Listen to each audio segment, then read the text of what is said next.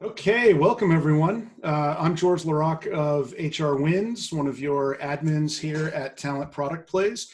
I hope everyone is faring well through these really challenging days. We're live here to share some good news. It's good to have good news, and we can all use it. And this time, it's about a big funding round. I'm joined by my partner, Madeline Laurano of Aptitude Research. Hey, Madeline. And I've got, and we also have Aaron Matos, the CEO and founder of Paradox, with us. Hello. Aaron, how are you? So thanks for agreeing to be here with us and giving us your time. We do this whenever there are some big announcements or funding rounds, and we go live into the Talent Product Plays Facebook group. For those of you watching on Facebook, it's hard, there's a lag time between the broadcast and the Facebook group. So any questions that come up that we don't get to, Aaron and Josh Zwine, the CMO of Paradox, will follow up, and Madeline and I will keep an eye on it as well. So Paradox announced some big news just a couple hours ago, especially during these times, raising $40 million in a Series B round of investment. It was led by Brighton Park Capital. And now in a normal time, or let's say the before times, a fundraise is great validation. But in these times, this kind of a Series B, I think it just underscores that even more so.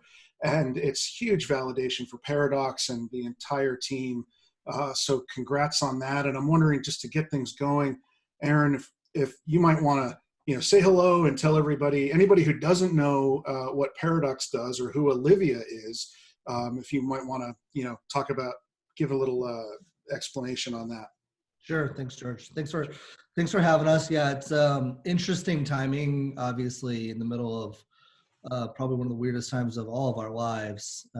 The fundraising process was going on for quite a while, but to be able to get it closed, I wasn't sure we were going to have a good time. I wasn't sure for a little while if we'd have good timing on this, but for those who don't know Paradox, we've been at this for a couple of years now, and my background, is a little unique. I started as a practitioner, as an HR practitioner, and Adam Godson, our chief product officer, also has a similar background where we're both certified PHRs back in the day, and we've kind of been at this talent tech game for a while, and I've always come to it from the angle that I believe recruiting is just fundamentally a people game. And this idea of, when we look at how technology has changed over the last 20 years, in some ways I think we've become slaves to our own software, and the process has kind of just been kind of a software driven process rather than a people driven process. And, the idea, what we're trying to do is bring an assistant, what we call conversational AI, to bear, to help with parts of the process that I don't think are tremendously value add, so we can free people up to do the work that we ultimately think they should be doing. So if we do our job well, we think that more people will spend more time with more people, and that's a good thing. Yeah. Yeah. Well, congratulations, Aaron. I mean, this is just huge news. It's good news, as George said, which I think we're all in need of right now. And it might be surprising, I think, to a lot of people listening or people that are following the news and seeing this announcement. But it's not super surprising when you think about conversational AI and you think about how companies are increasing their investment here. I mean, we found companies even from last year where it was just 7% of companies looking at these solutions. Now it's well over 30%. And that's remained steady even during this pandemic. I mean, you solve for so many things beyond efficiency. It's the experience, it's thinking about quality, it's thinking about, well beyond talent transformation. So I'm wondering if you could tell us a little bit about what that was like closing this deal during a pandemic, and then how you're thinking about using some of these funds moving forward. That's going into sales, product, marketing. Sure. So we had planned on going out in January, pretty much all of last year. We did a small Series A in last year, and we knew we needed to get to a certain hurdle to go out. And our plan was to go out in January, and we put our information together. We brought on, kind of built out the leadership team last year. Brought on Josh. We brought on Ross Granger, who was the former chief financial officer at a company called WebPT, and they had just done an exit from Battery to Warburg. And so we put together information and life went out and everything was great. And then, timing got for sure interesting. It was more interesting for me. I had a baby who was born on the 29th of February. Oh, So congrats. Congrats. we joined Beckett as a little leap baby to the family. And 5 days later, we signed our initial term sheet, which with Brighton Park. We chose Brighton because I think they bring some really unique things to the table. And then we had to get through a diligence process in the middle of a pandemic where no one really knew what was going to happen. So, big hats off and kudos to those guys. They held their word, and they definitely dug on us, trying to find, I think, whatever warts they could find. And I think the farther they dug, I think the more confident that they were both in our ability to execute our team that we built and what really we think is a long-term kind of change in how work that gets done in software. So the Brighton Park team stepped up, and it's been an interesting process. I wouldn't want to do it again in the middle of a pandemic, but we're glad to get it across the line for sure. Yeah. So what does this mean, for the business? I know you've brought on some key players. You've mentioned a few of them, and I know that it's Michael Gregoire, right? Is it? Yep. Yeah. Who was involved with Taleo, took them through to their exit, and he'll be joining your board. But any other?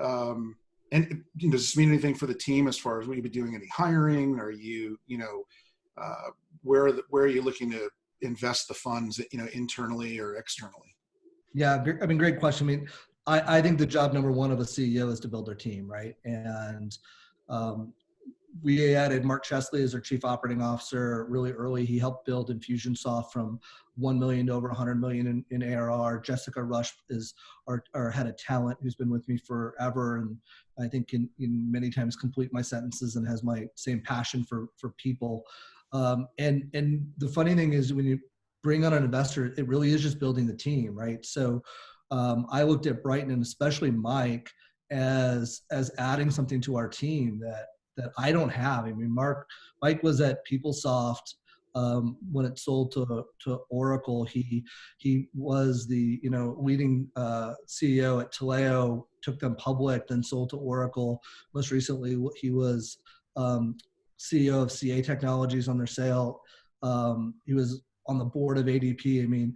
You just can't find that kind of talent, and to be able to have that around the table and work for a guy like that is super fun. And so kind of a blessing for us, I think, in being able to attract talent like that. And as we go forward, it's just continuing to build out the team. I think we have a lot of the core foundationary pieces. Some of them are new, like Adam joined us, and I think he hasn't met anyone on his team in person since we joined in the middle of a pandemic. So we've got a lot to do, and excited about it. Awesome. So it's great. So you bring all this, expertise and experience. You've been in the space for a while. It's not your first startup. You have this expertise on your team that have been at different companies and have seen different things. And I think it's really interesting thinking about all the companies in talent acquisition that have raised money and have spent money and made mistakes, have done things right. What do you think about when you look at other providers in the space? There have been certainly varying levels of success. What lessons have you learned that you think you'll take, moving forward with this round? And, what are you going to try to maybe do a little bit differently? Yeah, great question. I think, look, I've had my own ups and downs. I've been wildly successful, and I've also had bad timing. I think when we started Paradox, looking at it kind of that 16, 17 timeframe, we had always viewed it as, we knew we were at the end of an expansion cycle, right? We knew a recession was coming. So I will say we've been very diligent about being capital efficient. I don't know a year ago that people cared as much. We have competitors who have been, I'd say, spending more money than us to try to help build the category. And we've been very disciplined and focused on being capital efficient. And I think we'll continue to do so. I think that's just kind of in my DNA today. we want to play to win. We want to play to change the industry. Like we're all in this. Everyone on our team, we're in this because we care about the space. We care about the practitioners. We think there's a better way, and we want to change it. And doing that smart, doing it both aggressively but cautiously, I think is really important. And so I don't think you'll see us getting out over our ski tips with this. I think we're what used to be called a rainy day fund will now be called the pandemic fund. We're going to be cautiously optimistic, but there's been, it's hard to see our industry kind of be pummeled by this and to see so many layoffs of amazing people. I think we view it as we had plans to pretty much to step on the gas pretty aggressively in 20, and we're not stepping off the gas to step on the brake pedal, but we're definitely lightening the pressure on the gas pedal and making sure we can see our way through this in the long run. Great. You mentioned the timing, and I've been thinking about your timing, and from the outside looking in, it looks like impeccable timing, right? In 2016, with sort of being there with AI and a chatbot, when it really just, you were one of the first vendors I remember in the space with considerable traction. And then to your point, while others might be raising a bunch of money and building a lot of messaging, you've been building product, and I noticed you announced over 200 customers. So I think you gave me the answer to my what I was wondering about, which is it was by design, like the timing and sort of the way you came to market with the product and put it out and then innovated with customers and not trying to get ahead of them. That was all by design, or is that just, or was there some good luck there as well? Oh, I mean, it's an amazing question. I for sure say there's a lot of both, right? We say internally, we're not trying to win the second inning. And I think a lot of people out there don't understand how long of a game this is and how long, these businesses can last if they're successful. And so we were very patient early, while others, I think, took a lot of the limelight. Yet when you looked at the actual numbers, we were on a quarter of the spend, basically right there, or maybe even ahead of them in some categories. And some of them have built really great companies. So don't get me wrong. I'm not saying they haven't. I think our timing for sure was fortuitous. And I mean, if you would have asked me a month ago, I wasn't sure if I had mistimed it by 12 days. I happened, the market has come back up. I think investors are cautiously optimistic. I think we're really lucky that when we had multiple term sheets on the table, we didn't go with a Valley VC. We went with a group that I thought was in it for the long run and saw the long-term implications on what can change in HCM. And I think that decision was the best decision we made for sure. Yep. Cool. So a lot has changed with how companies are recruiting today, obviously. And I think what's so great about conversational AI is that you help to solve for a lot of those challenges with remote recruiting, thinking about communication, thinking about the experience, not just of candidates, but recruiters and hiring managers.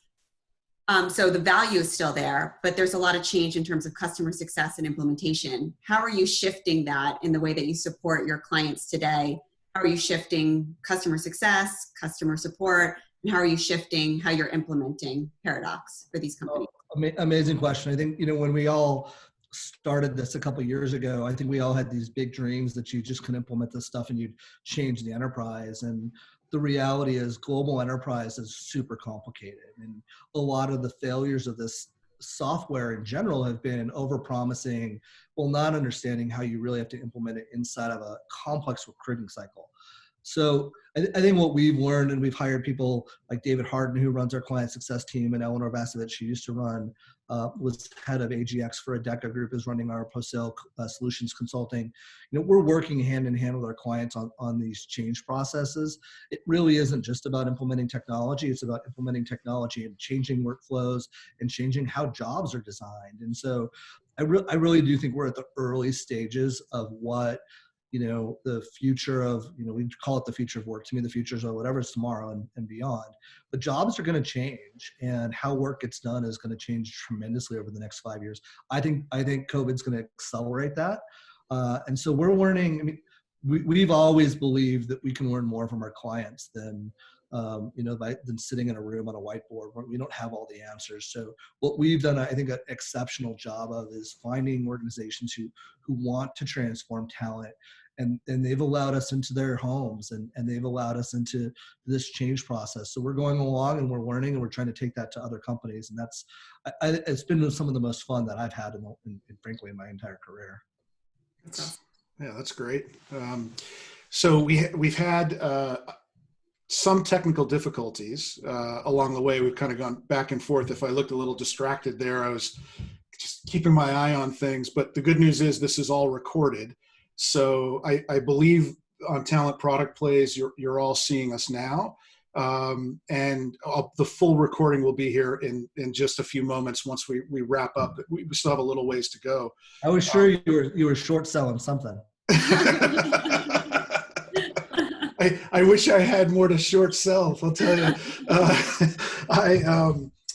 So one of the things I said earlier to the group, if you have questions, put them in the comments, and also on the recording. And Josh Zwine and Aaron and Madeline and I, Josh Zwine and Aaron from Paradox, will keep an eye on the questions, and we'll be following through with you. And again, the full recording is there. We might not need to go there, but just in case, I find all of this video and going live and sharing there's definitely the traffic and the amount of folks working from home and whatnot has definitely had an impact over time. But picking up off of what you had just said, Aaron, I'm curious for your business, how have what kind of impact have you seen as you go to market? You talked about sort of the changes and what you're seeing with customers, implementing, what about, your business, the sales pipeline, and your existing customer relationships, any impact there that you've noticed? Yeah, I mean, great question. I think the first kudos to my team, who went from, working collaboratively together in a culture and a strong team environment to all of a sudden going work from home and Zooming all day long. I mean, people have been just amazing and how that transition has changed. I mean, on the client side, it's everything from, companies completely shutting off hiring to stepping on the gas. We helped CVS as they were continuing to grow a bunch of their teams and working with some of the outplaced people from some of the other larger brands. And we've got other clients that, procurement went completely stopped, and what are you going to do? We've got to sit there and be helpful. A bunch of clients, that stopped hiring, we've changed the assistant so that we're still capturing information, and we'll be able to get back with those people later and changing messaging on the fly. It's just super hard. I mean, we've got some clients that want to get ready post-COVID, and they want to get ready, but most of the TA team's been furloughed. So, I think what we realize is we have to be very empathetic to the challenges that our clients are facing. We want to get our software in market. We want to help both the companies and those job seekers get employed, but it's hard right now for sure. I think, from a business perspective, we were blessed. We had a great Q1, and we had a really good April, and the people are understanding, hey, we need to move on this stuff. And so again, we're also small, so this isn't like, that we're trying to boil the ocean. 4 or 5 clients make a big difference to us. So in this stage, it's been, really trying to just service our clients as best we can with whatever they need, and hopefully be there for them when they come back. Yeah. You've well, you started in a place where most people, when they think about recruiting and chatbots, they think about, where you guys started in 2016. But I know you've expanded into many other areas, onboarding and whatnot. I'm curious, where Paradox has looked at, the core capabilities that you offer, and as you continue to build that out with the crisis right now, are customers pulling you into any new areas right now that we might not think of when we think of Paradox in the last few years? Yeah, I mean, it's been interesting. I think when we first start, and we've been relatively adamant about don't call it a chatbot. We've always viewed it as an assistant, and I think that's important in the way we think of it. We think of it in the assistant should help you get work done. And I think what happens is companies start seeing different ways that work can get done, and that communication can take place between the company and its talent. And so, I mean, we've had plenty of companies use us in ways we didn't even design it for, just in terms of comms and reaching out to their employees, different pieces like that. So I think there's a lot of continuing to be dragged into new use cases. Our core functionality around capturing candidates and automated scheduling and answering questions is, it's baked into our ability to help our clients, whether they're in a large HCM system like a SAP or Cornerstone or Workday, or if they're in an ATS system like Smart Recruiters or iSIM. So we can, our goal is to complement those systems. We try to make sure our clients don't have to make switch to use us. But I think when you look forward in a few years, use cases will be dramatically different than they were in the last 2 years. They've already changed. It's already changed so much. So it's Wow. amazing. I think one thing, I've been fortunate enough to have, had conversations with a lot of your clients over the past few years. And the thing that stands out the most to me is that they said they don't even have to build a business case for it.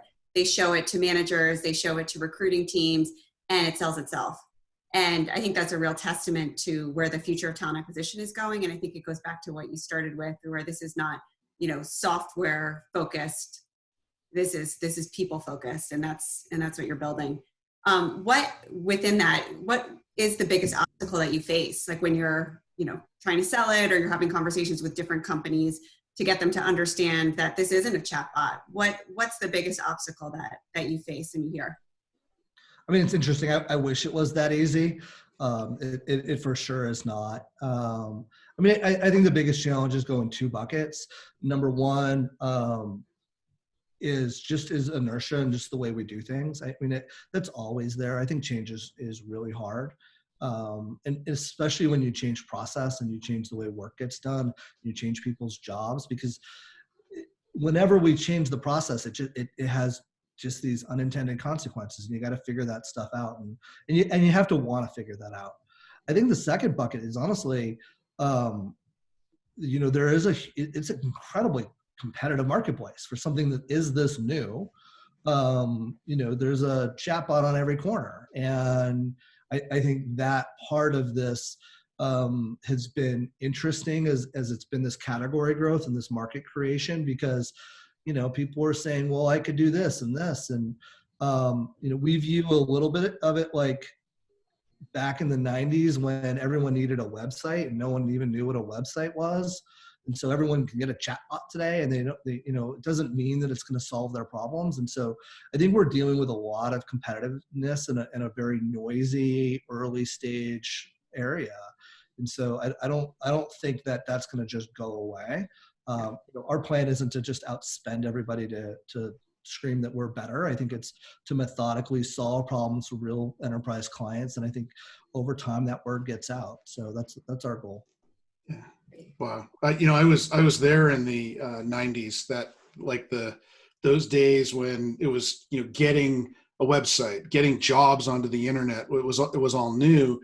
And I was on the vendor side, but the difference, to your point, was you didn't have this kind of competition. It was that growth onto the internet that lowered the cost of entry and lowered the difficulty of creating a chatbot. I mean, you can develop some tools now. You can get pretty far without code, and so that's a really interesting point. I mean, you're in especially in your category, a place where the list of vendors that we might look at as your competition, the ones we don't know may start tomorrow in the middle of this,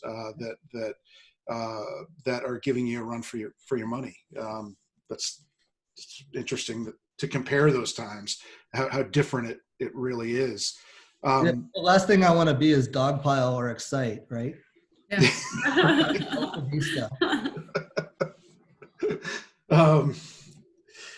Let's see. So for those of you that join late, again, we'll have the full recording up in Talent Product Plays. Aaron's given us a bunch of his time and really been very transparent. We really appreciate it. And I want to be careful with your time. Any questions, either here or in the recording, put them in the comments. But I want to thank you again for being here, and thank you, Madeline. It's always fun to do this stuff with you, with that, even with the technical challenges. And where would you send everyone, Aaron, for people to learn more about Paradox and Olivia? I mean, obviously our website, Paradox.AI. We're also pretty available. So find me on LinkedIn, message me. We're all a pretty open group. So happy to chat with anyone. Yeah.